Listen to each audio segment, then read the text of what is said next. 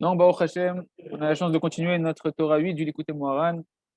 Donc hier, on était arrivé au milieu de la lettre 7 Zayin de Likutei Moharan et on avait expliqué, Rabbeinu HaKadosh nous avait expliqué que pour devenir un tzaddik gamour, il fallait à la fois associer la Torah et la tfila et la Torah, et que lorsqu'on allait se mettre à prier une certaine prière très spéciale, qui est la prière sur la Torah Akdosha, de vouloir comprendre la Torah, la prière pour avoir de la chorma, de la sagesse de comprendre correctement la Torah, et qu'on va demander à Kadosh Baruch Hu, la chorma, bina, vedat, soit dans la Hamida ou soit dans notre Ilbo des doutes, on va demander à Kadosh Baruch Hu de vouloir comprendre la Torah pour l'accomplir correctement.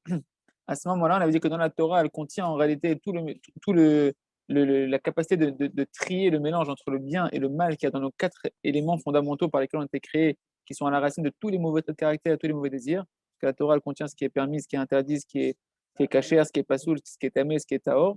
Donc, en étudiant la Torah, on va clarifier en réalité à l'intérieur de nous tous nos mauvais traits de caractère et nos mauvais désirs. On va apprendre à dissocier ce qui est bien et ce qui est de mal à l'intérieur de nous. Et quand on a prié auparavant, alors on va attirer une Mariana Chorma, on avait dit, un fleuve, une source de sagesse, de compréhension qui provient de la tfila sur la Torah, qui va nous permettre de rentrer dans la Torah, qui est comme un gan, on avait dit, comme un jardin, parce qu'il y a 53 parachiotes, ça fait le mot gan. Donc cette sagesse, ce flux de sagesse qui vient de la tfila, il va rentrer dans la Torah, ça va abreuver le jardin de la Torah, dans lequel poussent en réalité nos neshamot comme des herbes et comme de la végétation. Et donc, par cette étude de la Torah, dans la profondeur de la halakha, de clarifier la halakha, c'est une étude de la Torah très spéciale où on va étudier la Gemara et les poskim pour clarifier la halakha et trancher et pouvoir bien dissocier le bien du mal, ce qui est permis, ce qui est interdit, ce qui est impur, ce qui est pur, etc. De faire ce travail dans l'étude, de dissocier, de clarifier le bien du mal. Et à ce moment-là, hein, ça dissocie à l'intérieur de nous-mêmes le bien du mal et ça nous permet de pouvoir repousser tous les mauvais caractères, les mauvais désirs et de garder que le bien qui est à l'intérieur de nous, que la pureté qui est à l'intérieur de nous, ce qui nous fait devenir un tzaddik gamour. Et lorsqu'on devient un tzaddik gamour, à ce moment-là, on peut combattre les rechaïm, ceux qui parlent contre les tzaddikim, et on peut rentrer pour pouvoir les soumettre complètement et annuler toute leur roue artouma qu'ils avaient. Donc on reprend. Et donc, c'est ça qu'ils nous ont dit nos sages de mémoire bénie dans la Masechet Brachot, page 32. Hamayen betfilato. Donc, celui qui va être me'ayen betfilato. C'est quoi me'ayen betfilato? Celui qui va approfondir sa prière. Mais Rachid donne une explication très particulière. Metzape shete ase bakashato elle est shomare betfilato. Celui qui espère que sa demande, elle soit faite parce qu'il a allongé sa prière, parce qu'il a prié longtemps ce matin, qu'il est resté 1 heure à faire sa vida, il se dit, c'est normal qu'Hachem il accomplit ma prière, qui me répond, je suis resté tellement de temps à prier, et j'ai tellement bien prié, que je il doit me répondre. Et ça, Agmara me dit, celui qui fait ça, qui fait du ayun fila, alors bah, l'idée qui est il arrive à des maux de cœur, il arrive à avoir mal au cœur. Et la Gemara nous dit là-bas, chez Nehemar Michelet, c'est marqué dans Michelet, dans Michelet chapitre 13, Tochet Mushacha Machalatlev, celui qui espère de manière trop prolongée, mais ici c'est dans le sens qu'il a allongé sa prière et qu'il espère qu'il va être répondu comme un dû au fait qu'il a allongé sa prière, Machalalev, ça amène la maladie du cœur, ça fait mal au cœur et ça peut engendrer des maladies qui nous en préservent. Et ici, le langage de Tochelet, bien sûr, c'est un lachon de Meyachel, c'est d'espérer, c'est entendu, j'espère que ma tefila va être accomplie parce que j'ai prié, non pas par bonté gratuite par Akadosh Baruch Hu, mais comme si que c'était un dû, d'accord? Et donc la Gemara nous dit, elle continue la Gemara, elle nous dit Maï takanate. C'est quoi du coup la réparation? Je saute un peu ce petit paragraphe de le commentaire ici. Le Rav, il l'a pas remis dans le nouveau commentaire. Et donc je le saute directement. Maï takanate, c'est quoi du coup sa réparation à celui qui fait ce yun fila, celui qui pense que sa prière va être accomplie parce qu'il a allongé sa prière. Comment il va réparer ça, de ne pas avoir du mal au cœur? Matakanato, Shoto Adam, Ken. Il y a un Sog Batora. Si tu veux que tes désirs que tu as priés, ils s'accomplissent de manière naturelle, il faut que juste derrière, tu fasses quoi? Tu vas étudier la Torah. Donc, on est en train de voir ici, Rabbi est en train de ramener une Gemara qui nous montre que la tfila, kaviachol, seule ne suffit pas quand je veux acquérir la sagesse de la Torah. On parle d'une tfila particulière, on ne parle pas de la tfila pour toutes sortes de choses. On parle de la tfila pour obtenir la chokmat Torah. Cette tfila-là n'est pas suffisante, il faut aussi derrière étudier la Torah. La Gemara nous dit c'est le remède à celui qui a allongé sa prière et qui a mal au cœur parce qu'il ne voit pas ses remèdes s'accomplir. Il y a un Sog Batora. Pourquoi? Parce que c'est marqué Etzraïm Ta'ava Va'am.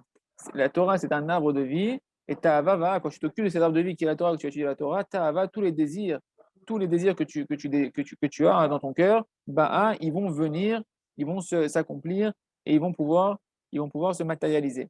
Et en réalité, Mishum Sharshav ou Lama Tadinim, Mishum Itpalel ou Bisrut Atfila, où Yeda Levat, puisqu'il y a la roche comme les hommes à aider chez Itpalel Kaima Karoui, dans le sens que nous, on veut expliquer que Rabbeinu il ramène ici. Ça, c'était le sens simple de la Gemara. Mais Rabbeinu veut nous dire comme ça. Il veut nous dire qu'en réalité, par le fait que tu as été mitpalel et tu as été merayen de la chaîne Marianne, c'est-à-dire que tu as par la prière, tu as fait tu as attiré la Marianne à Chorma, la sagesse de la Chorma, et que maintenant, juste derrière, tu vas te mettre à étudier, être osek Batora, parce que si tu n'étudies pas la Torah, tu vas avoir Kevlev, tu vas avoir mal au cœur, parce que on a dit quoi? On a dit que la tfila, elle permet de faire une création en potentiel, ce qu'on avait vu hier que la tefila, c'est une création, elle attire la Marianne à Chorma, par lequel Hachem il a créé le monde, Bechorma Asita, à Kol Bechorma Asita, Hachem il a tout créé par la Chorma, mais en potentiel. Donc tu as créé des potentialités de sagesse, mais pour pas que tu aies mal au cœur et que ça puisse se concrétiser, et que tu puisses comprendre la Torah et pouvoir clarifier vraiment le bien qui est à l'intérieur de toi, il faut ensuite que tu sois Yarasok Batora, que tu sois Osek Batora sur le sujet sur lequel tu as prié, pour approfondir la halakha du sujet, pour clarifier la halakha du sujet, pour dissocier le bien du mal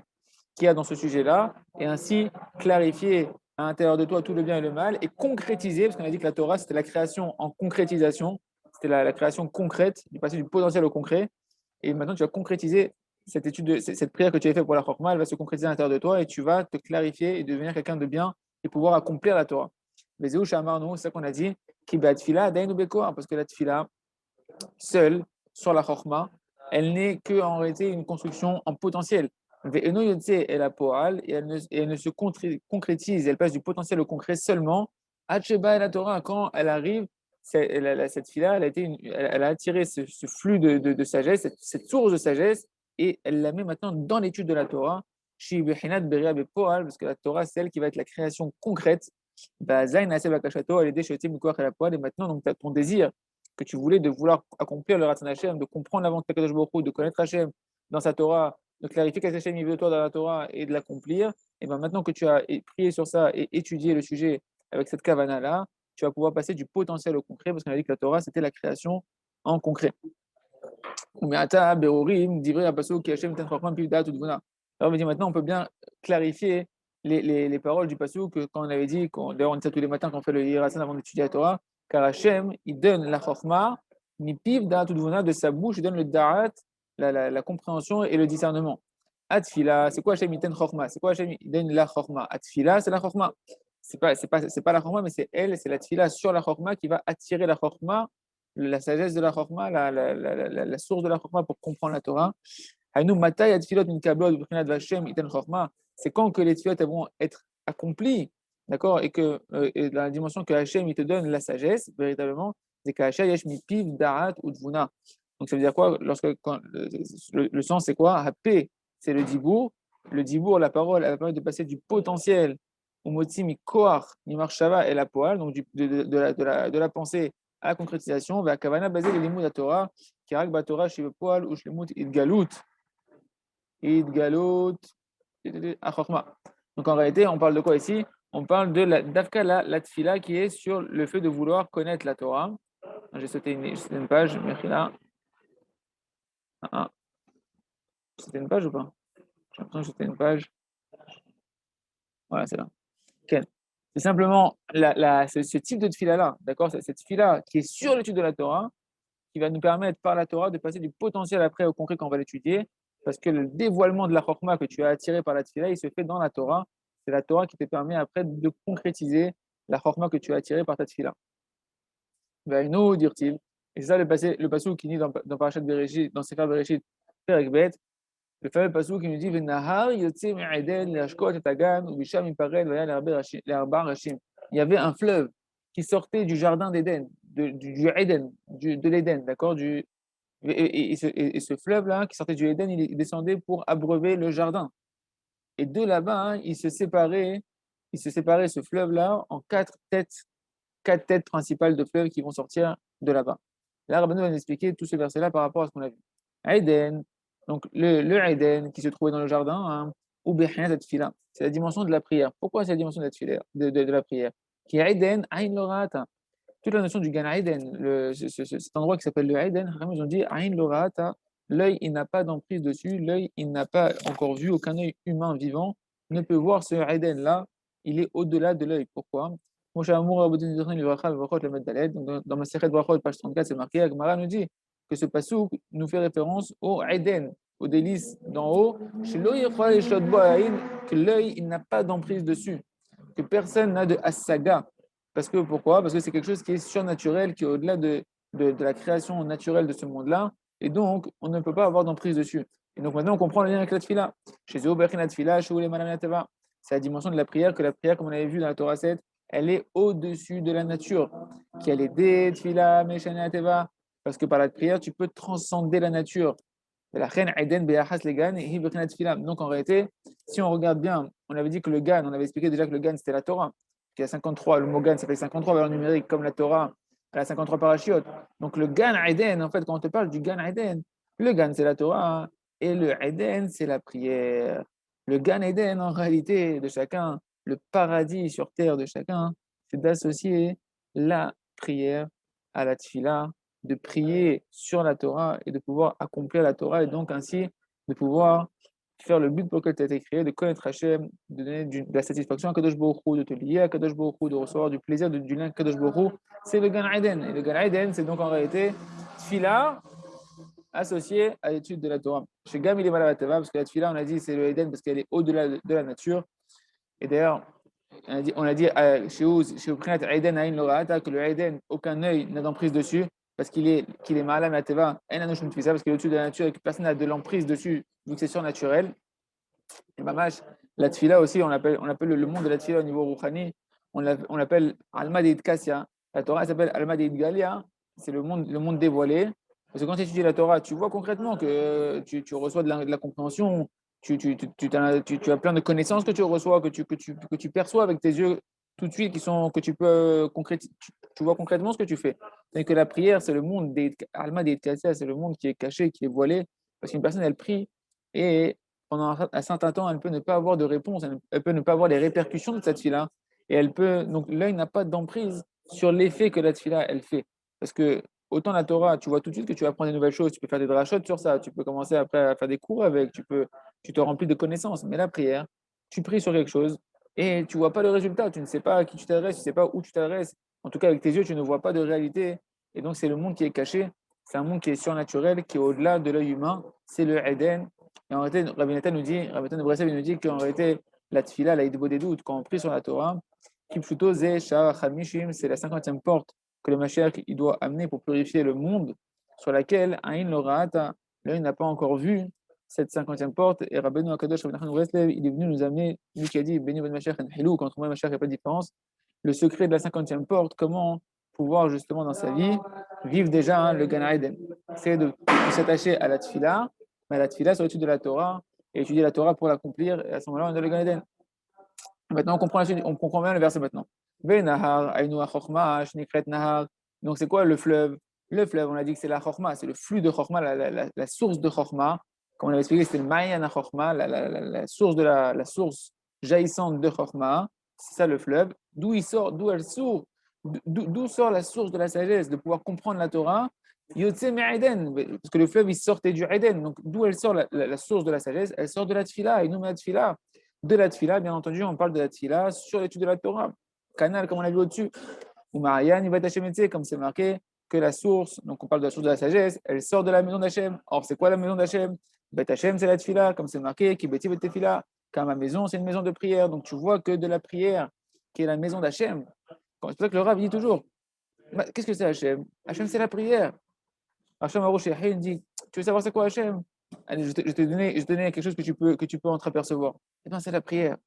Parce qu'en réalité, la maison d'Hachem s'appelle la maison de la prière. Quand tu pries, tu attires directement à Kadosh Baruch Hu, tu attires la sagesse d'Akadosh Baruch Hu, tu attires le Shefa d'Akadosh Baruch Hu directement. Donc c'est ça, Venahar Yotze Me'eden, c'est donc le flux de la sagesse, la source de la sagesse qui sort de la Tfila, les Hashkot et Tagan. Donc ce fleuve, il sortait du Eden pour aller abreuver le jardin. C'est quoi le jardin? C'est la Torah. Hein, on a dit, donc on voit que Gan Eden, Hainu Gan égale Torah. Donc, le Gan Eden, c'est quoi maintenant? Comme on a dit tout à l'heure, Gan, c'est la Torah, et qui provient, elle, qui provient de la Chokhmah, qui provient du Eden. En fait, la compréhension de la Torah vient de la sagesse qui est attirée du Eden, qui est la Tfila, qui est la prière. Et grâce à ça, ça fait une Ma'ayan Ganim. C'est ça ce qu'on a vu dans Shir HaShirim. La source des jardins, c'est la source de la sagesse qui provient de la Tfila sur la Torah, qui va aller abreuver le jardin qui est la Torah Akdosha, dans lequel toutes les âmes du Israël sont enracinées. Donc chacun d'entre nous, on se trouve à l'intérieur de cette Torah-là, avec tout le mal, le tri du mal et du bien qui est encore à l'intérieur de nous, dans nos mauvais caractères et nos mauvais désirs. Mais grâce à ce processus-là, quand maintenant on va étudier la Torah, quand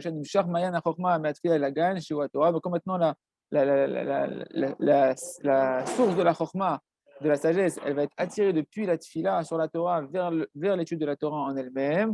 Grâce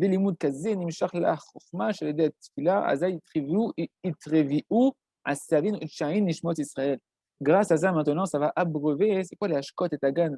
Cette source de sagesse, elle venait abreuver le jardin, ça va abreuver nos neshamot, qui sont comme des herbes, qui vont se multiplier, comme de la végétation qui va commencer à devenir verdoyante.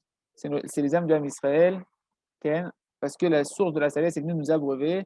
Klomar, Shekdelim, Bagan, Mevinim, Maskinim, Torah. C'est que grâce à ce processus-là, maintenant, on va pouvoir grandir dans le jardin de la Torah, on va pouvoir s'épanouir dans le jardin de la Torah, on va pouvoir comprendre et avoir des bonnes conclusions et des bonnes compréhensions de la Torah de Shah, parce qu'on va étudier une Torah qui va nous donner du sens, qui va être une Torah compréhensible, qui va nous permettre de clarifier le bien et le mal qui est à l'intérieur de nous-mêmes. ועל כל אדם שמתפלל לימוד התורה שלו, גורם שפע רוחני לכל עם ישראל ולא רק לעצמו, שכולם זוכים לברך את האמת שבתורה בזכות תפילתו. C'est Pélé il nous dit ici, le Rav, que qu'on comprend, on voit d'ici qu'en réalité, celui qui prie sur la Torah Akdosha et qui étudie la Torah Akdosha de cette manière-là, en réalité, bien que tu es en train de faire ça sur toi-même, tu es en train de prier pour toi-même, mais en réalité, tu attires en réalité ce flux de sagesse, cette source de sagesse qui sort du Eden pour abreuver le jardin de la Torah. Donc, toutes les âmes du Israël sont là-bas. Et en fait, tous les gens qui vont étudier la Torah, mais qui n'ont pas fait ce processus-là, ils vont pouvoir comprendre la Torah grâce à ce juif qui étudie la Torah de cette manière, telle que Rabbeinu Akadosh est en train d'expliquer. C'est-à-dire qu'il étudie en ayant d'abord prié sur la Chorma et en étudiant d'abord dans les profondeurs de la halakha pour pouvoir comprendre la halakha. Et ben lui, il attire la compréhension à tout le Ham Israël qui veut étudier la Torah. Chacun, il permet de clarifier la vérité dans la Torah par le mérite de cette prière-là, de celui qui a prié sur la Chorma.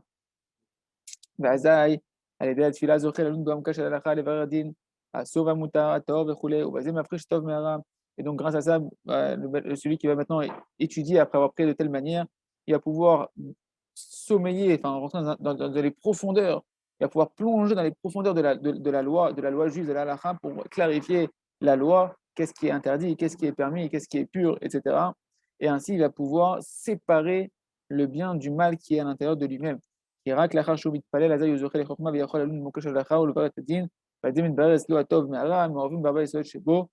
ainsi, il va pouvoir clarifier, donc en clarifiant la halakha, clarifier à l'intérieur de lui le bien du mal qui sont mélangés dans ces quatre éléments fondamentaux qui sont le feu, l'eau, le vent et la terre par lesquels il a été créé. Et maintenant on peut comprendre la suite du verset. Ou Misham, Yipared. Et de là-bas maintenant, de ce jardin d'Éden de ce jardin qui a été abreuvé par le fleuve qui sortait du Éden, et ben, qu'est-ce qui va se passer dans ce jardin? Il va y avoir une séparation de cette source qui va se séparer en quatre têtes. On avait dit, Misham, Yipared. C'est quoi Misham, Yipared? Ça va se séparer de là-bas, ça va se séparer. Qu'elle est désé, Nifrad, Ara, Miharba, Yesodot. C'est exactement ce que Rabbeinu avait dit tout à l'heure. Donc, par ce processus-là, tu vas séparer quoi en fait? Tu vas séparer, parce que là-bas, le fleuve va se séparer en quatre têtes. Donc, en fait, tu vas séparer à l'intérieur de toi tu vas clarifier les quatre éléments fondamentaux qui constituent tous tes traits de caractère et tes désirs. Tu vas les clarifier, tu vas les bonifier, tu vas les purifier. De l'onishar raktov, jusqu'à pouvoir laisser à l'intérieur de toi que le bien fondamental par lequel tu as été créé, la part d'Hachem qui t'anime, Vazai, Baya, Rachim. Et c'est ça qui va se séparer là-bas, quatre têtes. Pourquoi il va devenir quatre têtes? Pourquoi on te précise que ça va être quatre têtes, que ce fleuve va se séparer en quatre têtes? Parce qu'en fait, les quatre éléments fondamentaux à leur tête, à leurs racines d'en haut, eh ben, ils s'enracinent, comme on avait dit, Hemarba Odiot Avaya. Ils sont les quatre lettres du Yud Ke Vav Ke. Comme on avait dit que le Yud Ke Vav Ke, c'était la racine des quatre éléments fondamentaux. Chaque lettre représente un élément fondamental de la création. Et lorsqu'elles descendent sur terre, après la faute de la Marichon, elles sont mélangées entre du bien et du mal, mais à leur tête, donc à leurs racines, quand on fait remonter ces éléments fondamentaux à leurs racines, par la réparation qu'on est en train de faire par l'étude de la Torah précédée de la Tfila, à ce moment-là, on les clarifie et on les ramène à leur racine qui est les lettres d'Akadosh Baruch Hu, le Yud Ke Vav Ke, qui sont la miséricorde et la bonté absolue d'Akadosh Baruch Hu, Shem Shoresh Hatov, chez les Arba et Sodot, qui sont en réalité la racine de tout le bien des 4 éléments fondamentaux qui sont à l'intérieur de nous, qui fait qu'on va rester en fait un Yehudi créé à l'image d'Akadosh Baruch Hu, que comme Hachem il est bon, il est miséricordieux, il fait le bien, il pardonne, il est loin à se mettre en colère, etc. Ben, de la même manière, notre caractère et nos désirs, ce sera que des bons traits de caractère à l'image d'Akadosh Baruch Hu, et les désirs de vouloir faire le bien, de vouloir connaître Hachem, de vouloir s'attacher à Akadosh Baruch Hu, de vouloir faire connaître Akadosh Baruch Hu aux autres, etc. etc. Ken. Maintenant, on peut passer à la lettre 8, Imirtse Hachem. Maintenant, Rabbeinu il revient sur ce qu'il avait dit au début de la Torah sur le sujet du souffle, le souffle de vie qui anime en réalité, qui est dans la Torah Akdosha, que le tzaddik Amiti, il est attaché à ce souffle, à la Torah Akdosha, donc il contient en lui le souffle divin qui permet de combler tous les manques qui existent sur terre, parce que tout a été créé, on a dit, sur terre par ce souffle divin, ce souffle de vie. D'accord. Donc maintenant, on reprend cette notion-là. Ken. Et donc, ces quatre, donc, donc les quatre lettres du Yud Ke Vav Ke, qui sont la dimension, en réalité, de la clarification de ces quatre éléments fondamentaux lorsqu'ils ont été triés du bien et du mal et qu'il ne reste que le bien de ces quatre éléments fondamentaux, et ben c'est les quatre lettres du Yud Ke Vav Ke, c'est en réalité la dimension Mbechinat Arba Tzitzit. On revient encore sur cette notion qu'on avait vue dans la Torah précédente des quatre Tzitzit. Ça représente chaque Tzitzit représente une des lettres du Yud Ke Vav Ke. Parce qu'en réalité, ces quatre tzitzit, ils sont la dimension du souffle de vie par lequel Kadosh Baruch Hu il a créé le monde. Tu as quatre coins sur ton tzitzit, ils sont attachés aux quatre coins de ton vêtement. On regarde des quatre coins cardinaux, d'accord, des quatre coins par lesquels les vents ils peuvent souffler, le nord, le sud, l'est, l'ouest. D'accord. Donc, tu vois qu'en réalité, ces coins-là de ton tzitzit, ils sont la même dimension que les quatre rouchot du monde, les quatre vents du monde qui sont le nord, le sud, l'est et l'ouest. On voit la notion de rouar, comme je katouv, comme Arachem, Marba rouchot boya rouar. Comme Kadosh Baruch Hu a dit dans Yecheskel 37, mais Arba rouchot, donc des quatre vents, d'accord, quatre coins ou des quatre vents, boya rouar, le vent, il va venir il va venir souffler sur ceux qui sont morts et ils vont les faire revivre. Donc de quoi on parle ici? On parle du vent, le souffle de la vie, d'accord, le souffle divin qui est attiré par les quatre coins cardinaux, par les quatre vents, l'arbarouchot, que nous ici en fait c'est les tzitzit, qui sont en fait le yudke, vavke, les d'Akadosh Baruch Hu, qui sont à la racine de tous les traits de caractère et des désirs d'un homme lorsqu'ils ont été clarifiés. À ce moment-là, en fait, quand tu vas clarifier par la prière sur l'étude de la Torah, que tu vas étudier la Torah maintenant avec la sagesse que tu as reçue de la Tfila, que tu as prié sur l'étude de la Torah, que tu vas clarifier le bien du mal qui est à l'intérieur de toi, que tu vas ressortir que des bons traits de caractère à l'intérieur de toi, que des bons désirs, que tu vas devenir un tzaddik gamour, à ce moment-là, tu vas puiser en réalité le Ruach Chaim, ce souffle divin qui dépend en fait du Yud Ke Vav Ke, parce que le Yud Ke Vav Ke, c'est la Havaya de toute chose. Le Yud Ke Vav Ke, c'est le Shem Havaya, c'est le nom qui va donner la vitalité chez Mehavé et Kol Devarim Berachamim, que Kadosh Baruch Hu, il vitalise chaque chose de ce monde-là, sa miséricorde infinie. Et bien ça, tu vas le percevoir et tu vas pouvoir l'attirer sur toi, ce souffle divin créateur, par le fait que tu as fait tout ce processus-là et que maintenant tu es Kulotov à l'intérieur de toi. Et tu es clarifié, que tu deviens un tzaddik gamour. Elle est des Ruachem Vidusha. Maintenant que tu as ce souffle divin de la Gdusha, Machnim, à Ruach Seara, tu vas pouvoir soumettre le vent de tempête qui est autour des Rechaïm, chez Ruach Shel Mitnagdim, que c'est le Ruach, en fait, c'est le souffle qui anime tous les opposants au tzaddik qui veulent empêcher la diffusion du tzaddik, empêcher la diffusion du da'at du tzaddik, de la connaissance du tzaddik. Ceux qui sont cholèques, que Dieu nous en préserve, qui sont en controverse sur les tzaddikim authentiques. C'est pas les blèmes, c'est Nora Vayam qui dit c'est Rabbeinu. On voit vraiment que Rabbeinu insiste sur le fait que les Rechaïm, en réalité, c'est ceux qui vont à l'opposé du tzaddik. Quand encore une personne, elle ne parle pas, qu'elle reste neutre, c'est une chose. Mais si une personne maintenant, elle s'engage d'oser parler, d'avoir l'effronterie et l'orgueil de parler sur les tzaddikim amitiyim, alors on voit que Rabbeinu donne le qualificatif de Rechaïm, qu'Hachem Yishmor, qu'Hachem Erzer Otanu B'Tshuvah, et qu'il ramène tout le monde du Tshuvah, qu'on ne soit jamais de ce côté-là. En tout cas, seulement celui qui est à ce niveau-là, il peut maintenant, par le souffle divin qui l'anime, pouvoir aller contrer le vent de tempête, le roi Sahara, le vent de Touma, d'impureté, de ceux qui s'opposent et qui parlent sur les tzadikim authentiques. Chez Mamshichim, Arichat Arwar, chez l'Aim, Arav de Klipa, qu'eux, ils ont attiré, on a dit, leur souffle de vie, en tout cas, le souffle qui les anime, qui leur donne leur force et de combler leur manque, ils l'ont attiré du Rav des forces du mal de la Klippa, Shubachinat Esav Ish Saïr, que ce Rav, il a la dimension de Esav, l'homme qui était Saïr, qui était velu. Hein, on avait expliqué cette notion-là, Ken Tzitzit ou les Shon Sear. C'est pour ça que maintenant il nous dit que le Tzitzit, il est du même langage que les cheveux. Pourquoi? D'où tu vois que le Tzitzit, on a dit que le Tzitzit, c'est l'arme contre Esav, c'est l'arme contre les Yetzirah. On avait vu dans la Torah précédente que c'était l'arme contre les conseils du serpent, c'est la même chose. D'accord, le pire du serpent, c'est quand il vient sous la forme d'un religieux, qui vient sous la forme d'un rave, et ça peut être le rave des clipas, il va te donner des mauvais conseils, tu as foncé de la Torah, tu ne sais pas tu sais plus où est-ce qu'il est le bien, où est-ce qu'il est le mal. Tu vois une barbe, tu vois des péotes, tu vois des tzitzit, tu vois une kippa, tu vois un shtreimel, tu sais plus si c'est bien ou si c'est mal. Donc le tzitzit, on a dit qu'il nous protégeait de ça. Lorsqu'on est taken tabrit, lorsqu'on prie, qu'on taken le brit, le tzitzit nous protège de ça. Et on revoit ici encore cette notion-là, que le tzitzit, il est de la chaîne séar, il est du langage des cheveux. Pourquoi quel rapport les cheveux? Parce qu'en fait, on a dit que il est ish saïr, c'est un homme qui est rempli de cheveux sur tout son corps. Et bien oui, le tzitzit, c'est une arme contre cette dimension de la représentation spirituelle des cheveux. Moi, je suis d'où tu vois cette preuve-là que le tzitzit, il s'appelle aussi séar, il s'appelle cheveux. Roshi, il m'a attrapé, il m'a pris par les tzitzit de ma tête. On parle de quoi en fait? Il m'a attrapé par les cheveux de ma tête. Donc je vois que le mot tzitzit, il est appelé aussi dans la Torah, il fait référence aussi aux cheveux. Kaledam, Nirna Esav Ish Saïr, parce que par le tzitzit, lorsqu'il est mis par Behemuna, avec la volonté de croire en Kadosh Baruch Hu, avec la volonté de chercher Kadosh Baruch Hu, la volonté d'avoir une émouna shlema, de vouloir faire la volonté de Kadosh Baruch Hu, à ce moment-là, le tzitzit, il va pouvoir, si tu le mets pour préserver ton brit, pour avoir ton alliance avec Kadosh Baruch Hu, il va te permettre de soumettre l'emprise de Esav, qui est un homme lui aussi chevelu, Bekrinat Roar Sahara. Ça va permettre donc ces quatre coins que tu as au niveau de ton tzitzit, qui sont les quatre vents de la Gdusha, le Yudke Vavke, qui te permettent en réalité d'attirer le souffle de vie du Tzadik Aïmel qui vit dans la Torah, qui est d'Akadosh Baruch Hu, va pouvoir permettre de contrer en fait le Ruach Sehara, le vent de tempête, le vent d'impureté de Esav et de tous ces rabbanim qui sont avec lui, que Dieu nous en préserve. Talit Lavan. Et c'est ça la dimension du talit qui est blanc. Shenita'atef Akadosh Baruch Hu Vesider Shlosh Esrei Midot.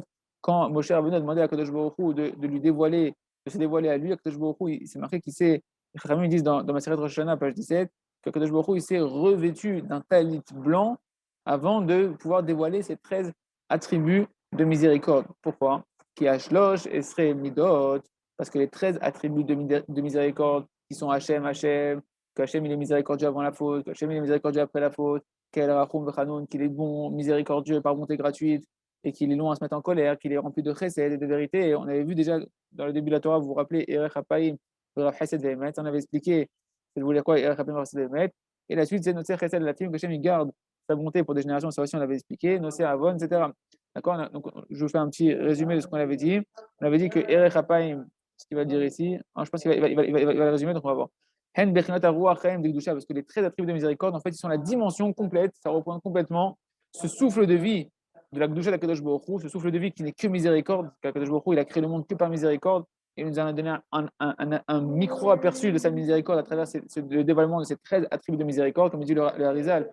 Kadosh Baruch Hu n'a créé son monde que pour dévoiler qu'il est Kel Rachum Vechanoun, comme ça il commence dans le Etzraïm, commence à dire tout début de nous dire que Hachem a créé le monde pour dévoiler ces 13 attributs de miséricorde, et c'est par sa miséricorde qu'il a créé le monde et pour dévoiler sa miséricorde, mais c'est qu'un aperçu, c'est pas l'entité totale de la miséricorde de Kadosh Baruch Hu qui, elle, achève sa miséricorde, elle est infinie.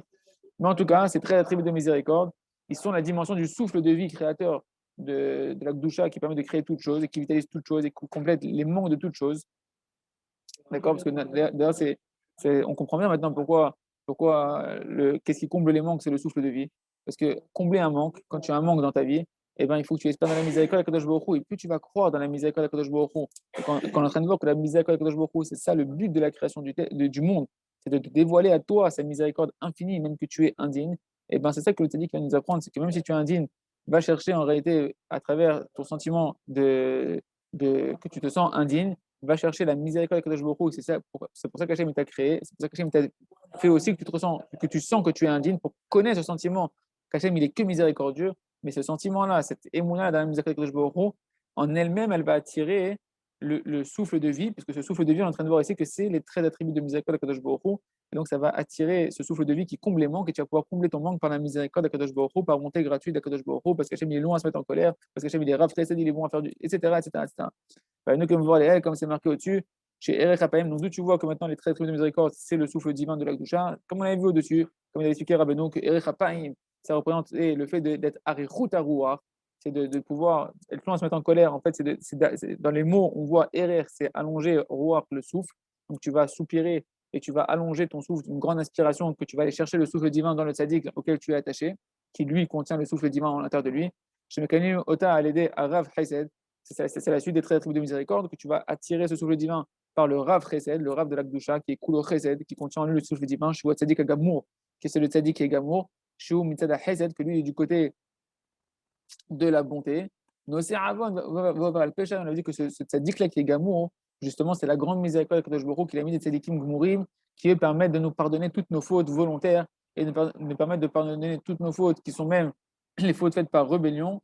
Parce que lorsque tu t'attaches au tzaddik, tu es dans une véritable recherche d'Akadosh Baruch Hu et c'est ça qui purifie de toutes les tâches, de chercher la vérité, de chercher les maîtres.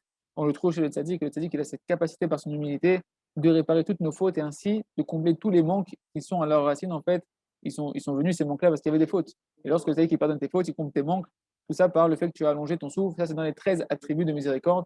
Donc, quand tu soupires sur la Gdusha en t'attachant au tzaddik Haïmet, tu attires le souffle divin, qui est les 13 attributs de miséricorde d'Akadosh Baruch Hu, qui vont pardonner en réalité toutes tes fautes. Et donc, une fois que tes fautes sont pardonnées, automatiquement, il n'y a plus de raison que tu aies des manques dans ta vie, parce que les manques n'étaient là que pour te rappeler à la tchouva, à te rappeler à la tchouva de sur tes avérotes. On avait dit, il n'y a pas de souffrance sans faute. Et donc, si toutes les fautes sont pardonnées, donc on a dit tous les manques sont comblés et une personne vit une vie de plénitude matérielle et spirituelle. Et ça, tout ça, c'est la dimension du talit. Chez où Arba Kanfot, que le talit, il a quatre coins, aux quatre vents cardinaux du monde, on va dire. Donc, c'est la dimension du souffle divin qui souffle en fait aux quatre coins du monde, aux quatre vents du monde, canal, comme on l'a mentionné au-dessus. Bah, nous, talit lavan. Et pourquoi on dit que ce talit, il est blanc? C'est Efer Brinat Roi des Klippa. C'est le contraire, en fait. C'est le talit blanc qui va s'opposer à la dimension du vent de la force du mal qui provient du rab de la Klippa, qui est Esav. Brinat Esav, c'est la dimension de Esav. Que Esav, c'était un Ish Sheo Admoni, qui était rouge. Hein, il était roux, Esav. Et donc, en réalité, ce talit blanc, il vient combattre ce talit rouge. Toujours dans la mystique juive, on voit dans la Kabbalah, dans les Sfarim Magdoshim, que le blanc, ça représente le chesed, la rachamim, que le rouge, ça représente le din, ça représente la rigueur et la justice et les forces du mal. C'est ça qu'on met, on met de l'eau dans le vin pour adoucir justement la rigueur avec la miséricorde, etc. Donc c'est le talit qui est blanc, qui représente même quand à Kippour, quand on prenait la chaîne chez Zéorite, on prenait un tissu de laine qui était rouge, qui représentait les fautes du Ham Israël, et c'est marqué, et il m'y a dit mot, Katola, Kacheleg Elbino, si tes fautes elles sont rouges comme l'écarlate, comme le pourpre, eh ben, elles vont devenir blanches comme de la laine. Et à Kippour, on voit que quand les fautes par le tzaddik qui est rentré, le Kohen Gadol qui est rentré dans le Kodesh HaKodashim, à Yom Kippour, qui a tiré toute la miséricorde de Kadosh Baruch Hu sur l'âme Israël, il permettait d'inverser les fautes en mérite, et donc le rouge devenait blanc. Le tissu qui était rempli, qui avait la couleur rouge, devenait blanc, c'est le signe du pardon et de la miséricorde de Kadosh Baruch Hu qui s'était répandu sur nous. Donc c'est ça le talit blanc, le talit lavan, c'est le contraire du vent des forces du mal qui provient de Esav, qui lui, il est un homme rougeâtre qui représente en fait les avérotes et le din à sa racine. Shaya Kulo Akaderet Serah, qui est Kulo qui qui était complètement rempli de cheveux. D'accord. Et comme on vient de voir ici, que le talit, en fait, il est appelé aussi les cheveux. Hein, je vais t'attraper par les titis de ta tête. On avait dit, les titis, c'est les cheveux de ta tête. Donc, titis et cheveux, ça va ensemble. Donc, c'est les cheveux le talit, il a la dimension des cheveux qui sont contre les cheveux de Esav, contre la rigueur de Esav. Ou Piresh Rashi, Rachid a expliqué là-bas sur le verset que c'était un homme qui était rempli de cheveux Esav. Kétalit, il était comme un talit, Rachid dit. Dafka, il dit Rabbeinu, Kétalit Daika. Mamash, il avait tellement de poils, on a dit que c'était comme des fils de talit partout qu'il avait sur lui. Et Rabbeinu dit, c'est pas pour rien qu'on t'a dit, en fait, Rachid t'a dit le mot talit, c'est pas pour rien. Bechinat talit des klipa. Parce qu'il y a un talit des forces du mal. Il y a un talit, il y a la même dimension qu'il y a dans le bien, elle existe dans le mal. Il peut y avoir, Chadesham, il y a un talit des forces du mal. Shobechinat talit Adom, qui a un talit en fait qui est rougeâtre. C'est marrant, dans ma tête, je vois les évêques ou des trucs comme ça qui sont habillés en rouge avec des trucs comme ça. Chez Misham, Nimshach, Harouach, chez la Rishaim, Canal. Et que Mamash, leur talit rouge des forces du mal, de là-bas, ils attirent leur souffle. Comme on a dit, le talit, il a 4 coins aux 4 vents du monde. Ils attirent le souffle de la Touma, le souffle de l'impureté des Réchaïm, que Dieu nous en préserve, qui permet de combler les manques des Réchaïm. Il va les détailler des Gdoucha et pas. Donc, c'est-à-dire qu'en réalité, même un rachat, il peut combler ses manques que Dieu nous en préserve. C'est-à-dire qu'une personne, elle peut se tromper durant toute sa vie et dire, mais ça, tu vois, mon chemin, ça marche bien, j'arrive à combler des choses dans ma vie, j'arrive à avancer dans ma vie, mais en fait, il reçoit ses forces, des forces du mal, que Dieu nous en préserve. Bah, il détaille les Gdoucha, et par contre, quand tu mets le talit dans la Gdoucha, en s'attachant au tzadikim amitié, alors je suis talit lavan, que c'est un talit qui est blanc, on va pouvoir soumettre ce talit rouge qui vient du rab des Klippas, qui misham, nimshach, arwachem, Gdoucha, parce que de là-bas, de ce talit là blanc, est attiré le souffle de vie de la Gdoucha, qui sont en réalité les 13 attributs de miséricorde.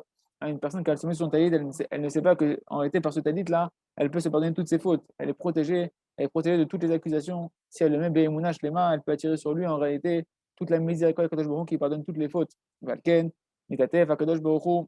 Et donc on comprend très bien maintenant ce qu'il veut dire dans la Torah Zayin. Que le Tzitzit Ketan, le Talit Gadol, le Talit Gadol en particulier, c'était la dimension de la tfila, c'était la dimension de la émouna que tu peux faire des miracles par ta tfila, que le taïs c'était la dimension des restes Israël, qui est la terre où tu peux faire des miracles et transcender la nature, que c'était le taïs qui représentait le conseil des tzadikim amitim qui te protège du Yetzara. Tout ça on le voit ici en réalité, parce qu'en réalité le talit il attire sur toi le souffle divin d'Akadosh Baruch Hu, qui sont les traits d'attributs de miséricorde d'Akadosh Baruch Hu, qui vitalisent en réalité, qui sont le but de toute la création et qui vitalisent toute chose dans ce monde-là et qui permet le maintien de tout ce qui se passe dans ce monde-là, parce que sans la miséricorde d'Akadosh Baruch Hu, évidemment, vu le monde comme il est aujourd'hui, chacun se connaît déjà suffisamment lui-même pour savoir qu'il n'est pas digne de vivre normalement par rapport au manquement qu'il fait en fonction de la Kadosh Baruch Hu. Mais vu que la Kadosh Baruch Hu a créé le monde pour sa miséricorde et par sa miséricorde, donc on peut continuer à être encore ici et à espérer de revenir vers la Kadosh Baruch Hu.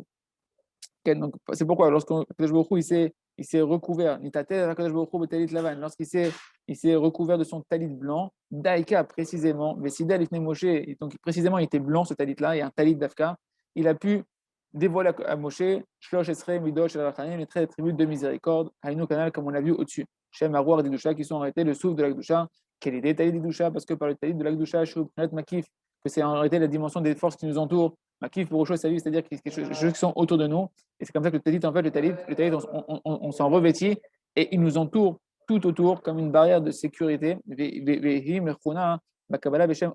la lumière qui nous entoure. À Shomer et Adam, qui protège l'homme. On a une lumière qu'on ne voit pas avec nos yeux, mais qui sont comme une barrière de sécurité, comme une protection, un bouclier qui nous entoure. Quand une personne a le Tzitzit Ketan sur elle et quand elle a le Talit Gadol sur elle, la reine Nikret Makif, c'est pourquoi on appelle cette lumière-là du Talit Ketan, on l'appelle Makif qui nous entoure. Shub Amakif.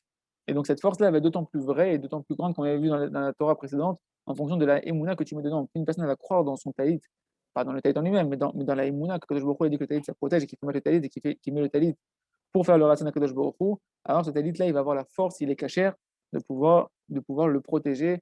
Bien entendu, si la personne ne cherche pas à rentrer dans le mal, si elle ne cherche pas volontairement à rentrer dans des avérotes, si elle fait ce qu'il y a à faire, de préserver ses yeux et de ne pas aller dans un endroit qu'il ne faut pas aller, etc., le talit, il va l'aider à être protégé, qu'il n'y a pas d'autres choses qui vont pouvoir l'attaquer. Chez vous, parce que ce talit-là, il nous entoure et il a la dimension du souffle divin. Et de la même manière que ce Ruach Chaim, chez Makif, qui lui aussi nous entoure, c'est marqué dans Kohelet, chapitre 1. Autour, le vent, il va tout autour. On parle de quoi on parle du vent du Ruach Chaim, qui est représenté par le talit Lavan que l'on met, qui en réalité, lui, il nous entoure dans la Gdusha. Nirna, talit des Klippas, ça permet de pouvoir soumettre le talit de la Klippa, parce qu'une personne qui est attachée dans les forces du mal et qui s'est habituée qui ne travaille pas ses traits de caractère, qui ne travaille pas ses désirs, et qui ne fait pas ce qu'on est en train de voir, d'étudier la Torah en ayant précédé ça par de la prière pour avoir la sagesse véritable de la Torah, alors il est entouré d'un talit que nous en préserve au niveau spirituel de la Klippa, qui malgré lui, il se sent, il est emprisonné, il est dans un cocon d'une force du mal qui fait qu'il est imperméable à la Gdusha, imperméable au plaisir, il est attiré malgré lui dans des mauvais désirs, des mauvais traits de caractère, Chas Shalom, avoir des clipas, c'est ce souffle de la clipa, ce vent de folie qui l'anime. Iyov la c'est ça qui est marqué dans Iyov chapitre 38. Les roses de Kanpotares, c'est marqué que Kosh Bokhu, il va attraper les 4 coins de la terre et il va faire secouer comme une nappe tous les réchaim qui sont dessus pour les faire sauter dans les airs, les éjecter. D'accord. Donc on a compris qu'en fait, les 4 coins ici de la terre, ça va représenter qu'elle est Arba Kanfot par les 4 coins. C'est quoi les 4 coins qu'Hachem va attraper? C'est les 4 coins auxquels soufflent les vents des 4 coins cardinaux qui représente le souffle divin d'Akadosh Baruch Hu, de la Gdusha, du talit Lavan, que c'est la dimension des quatre, on a dit ces 4 points du tzitzit, c'est les 4 têtes qui sont en fait les 4 éléments fondamentaux de la création de tes traits de caractère et de tes désirs, que lorsqu'ils sont purifiés, ils sont les lettres du Yud Kevav Ken, par cette dimension-là. Lorsque toi tu vas arriver à réparer donc tous tes éléments fondamentaux qui te constituent par l'étude de la Torah de Shah précédée par la prière, tu vas devenir un tzaddik gamour et tu vas avoir le souffle de vie qui va être en toi et comme ça tu peux secouer et éjecter les rechaïm, le rechinat, mashpil rechaïm adaret, tu vas pouvoir soumettre et faire tomber les rechaïm jusqu'au fin fond de la terre. On avait dit mashpil rechaïm adaret, c'est racheter tes votes, esh, ruach, maïm, afar, le feu, l'eau, le vent et la terre, qui sont les 4 éléments fondamentaux dans lesquels sont mélangés le bien et le mal de tout homme et de toute la création. Et bien toi, maintenant que tu as arrivé à cette dimension-là, tu vas pouvoir soumettre tout le mélange du bien et du mal qu'il y a dans toutes les créatures de ce monde-là, dans le monde entier. Bisrout Atzadik, Amiti. Je pense qu'on va s'arrêter là pour aujourd'hui, Batachem, et on fera le compte de l'explication de la Gemara que Rabbi Nachman nous a amené sur Rabba Bachana, Imertse Hashem, dans le prochain shiur. Et juste pour terminer, je comprends encore mieux maintenant en le faisant avec vous pourquoi les tzadikim, comme certains rabbinim du Ravarouche, on les voit souvent qui vont prendre des rechaïm et ils les mettent sous leur talit et ils les enlacent sous le talit parce qu'on a compris maintenant c'est quoi la dimension du talit qui permet de revenir du tshuva et de pardonner toute la vérote et d'éveiller la miséricorde de Kadosh Baruch Hu, Chazak.